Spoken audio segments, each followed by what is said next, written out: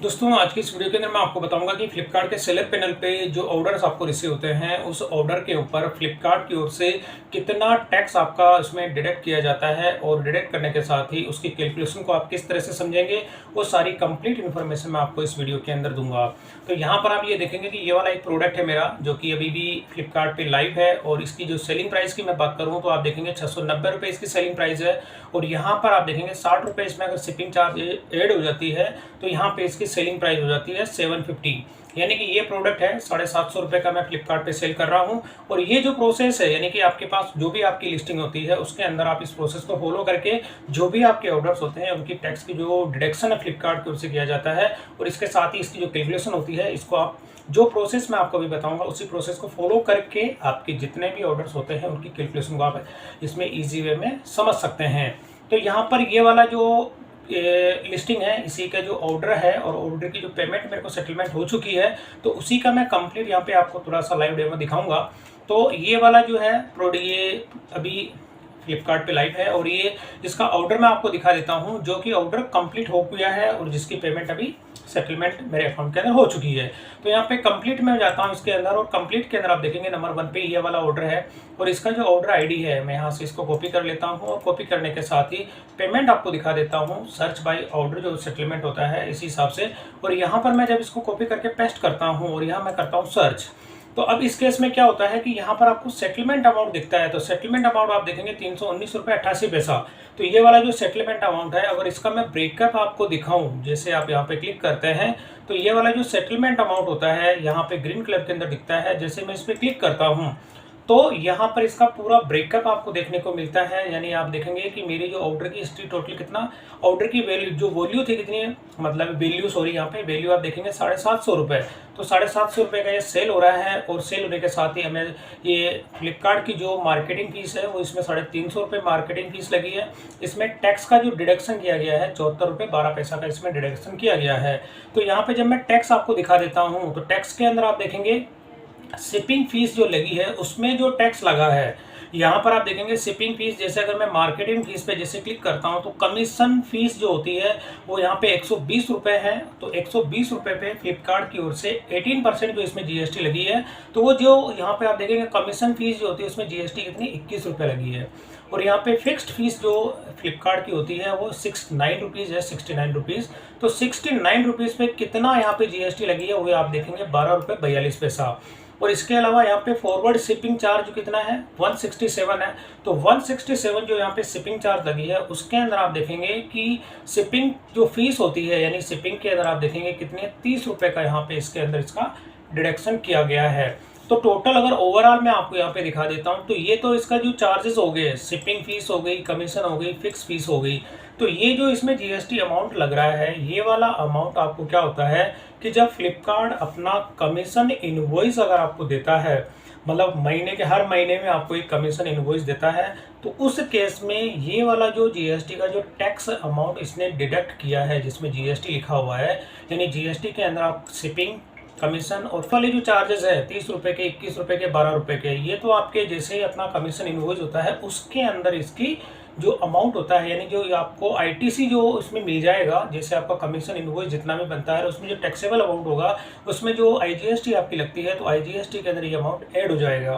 तो इसका भी आपको कमीशन इनवॉइस जब आप ये उसमें जीएसटीआर 1 के अंदर देखेंगे तो उसमें जो 2A होता है उसके अंदर आप यहाँ पे देख सकते हैं कि आपको आईटीसी मिल जाता है फ्लिपकार्ट के कमीशन इनवॉइस के थ्रू। अब इसमें दो तरह के और इसमें डिडक्शन किया जाता है एक तो टीडीएस और एक होता है टीसीएस।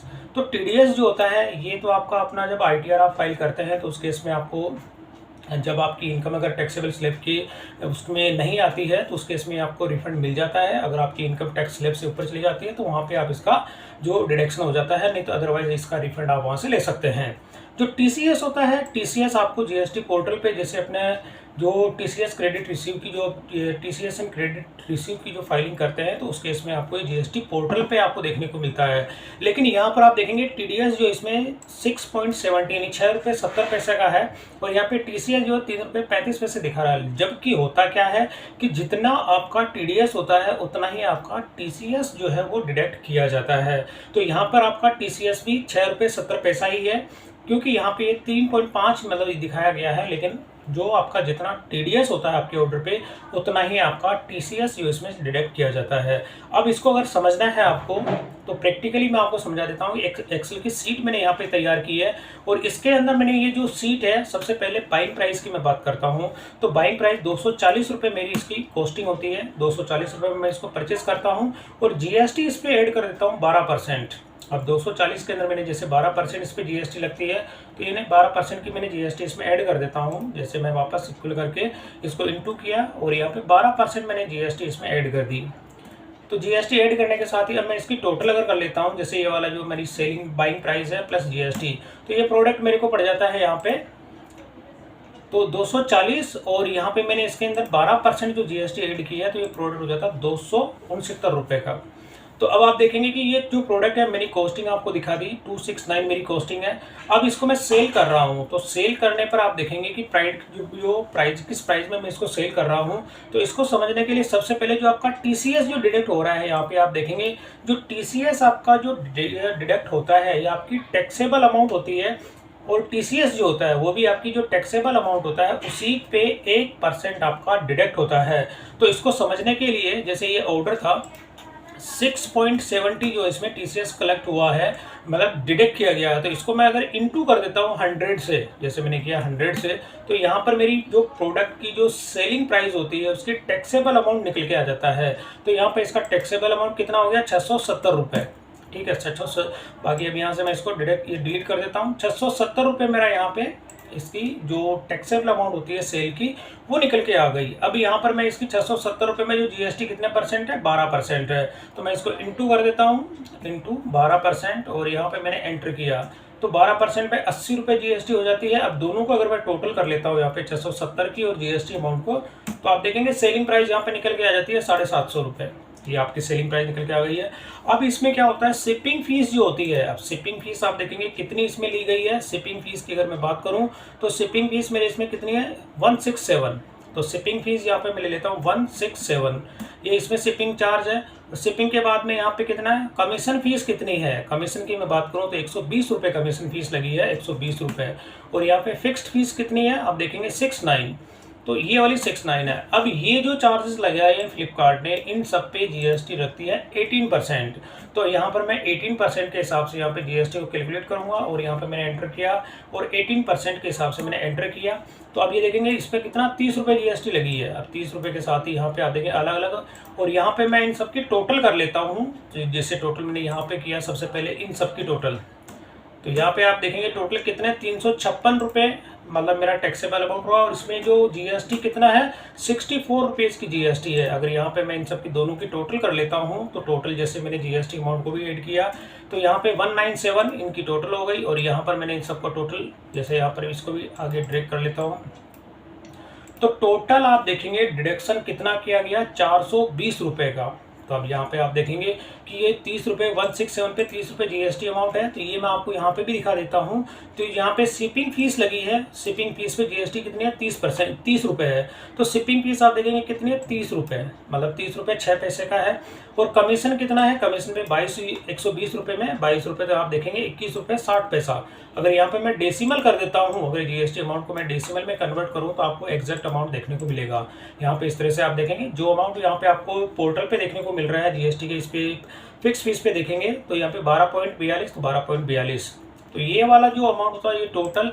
अब यहाँ पर अगर आपको मैं समझाता हूँ कि आपको जो टैक्स कितना पे करना होता है, टैक्स अगर पे करने की बात होती है तो यहाँ पे 29 रुपीज़ जो होती है, जहाँ से अभी आपने माल लेते हैं तो ये 29 रुपीज़ तो आपको जब क्लेम मिल जाता है, जब अपना जहाँ से भी आपने प्रोडक्ट परचेज किया है तो वो जीएसटी इनवॉइस अगर आप लेते हैं तो जब वो जो सेलर जहाँ से भी प्रोडक्ट आपने बाई किया है, वो भी हो चाहे होलसेलर हो चाहे रिटेलर हो जहाँ से, तो वो अपनी जीएसटी R1 फाइल करेगा। तो ये वाला अमाउंट आपकी जीएसटी पोर्टल पे आपको आईटीसी के अंदर देखने को मिलेगा। लेकिन अब इसमें होता क्या है कि आपको जो पे करना है गवर्नमेंट को 80 रुपये पे करना है, तो 80 रुपये में से पे करना है। लेकिन आपको क्या करना है, 43 रुपीज़, जैसे 80 रुपये में से मैं 29 को लेस कर देता हूँ, तो यहाँ पर आप देखेंगे कि आपको जो पे करना है 52 रुपीज़, मतलब गवर्नमेंट को जो है आपको टैक्स इसमें पे करना है 52 रुपीज़। ये तो हो गया आपका जो जीएसटी की जो समरी बनेगी। समरी के अंदर आप देखेंगे कि ये वाला जो अमाउंट होगा ये आपकी जीएसटी जो समरी रिपोर्ट डाउनलोड करेंगे फ्लिपकार्ट से, तो ये वाला जो टैक्स अमाउंट होता है ये आपको जीएसटी की जो समरी होती है उसके अंदर ये अमाउंट आपका जो टैक्सेबल अमाउंट होता है ये अमाउंट आपको देखने को उसके अंदर मिलेगा। यानी आपकी जो सेल होती है, सेल के अंदर आप देखेंगे तो ये वाला अमाउंट आपका ऐड हो जाता है। जिस किसी भी स्टेट के अंदर जाता है तो वो पूरी एक रिपोर्ट आपको देता है स्टेट वाइज, तो उसके अंदर ये वाला अमाउंट ऐड हो जाएगा। तो यहाँ पर आपको 52 रुपीज़ जो होती है उस जीएसटी रिपोर्ट के अंदर पे करना है। बट यहाँ पर अब फ्लिपकार्ट ने जो डिडक्ट किया है, फ्लिपकार्ट ने टैक्स कितना डिडक्ट किया है, 64 रुपीज़। अब ये 64 रुपीज़ जो होती है ये भी आपको रिफंड मिल जाएगा। जब फ्लिपकार्ट अपना कमीशन इनवॉइस आपको देगा तो उस केस में 64 रुपीज़ का भी आपको आईटीसी अपने जीएसटी पोर्टल पे मिल जाएगा। लेकिन अब इसके साथ ही दो तरह के जो डिडक्शन होता है वो भी इसमें फ्लिपकार्ट की ओर से किया जाता है। यहाँ पर आप देखेंगे टीसीएस और टीडीएस। जो टीसीएस जो होता है ये भी 1% होता है और टीडीएस जो होता है ये भी 1% होता है।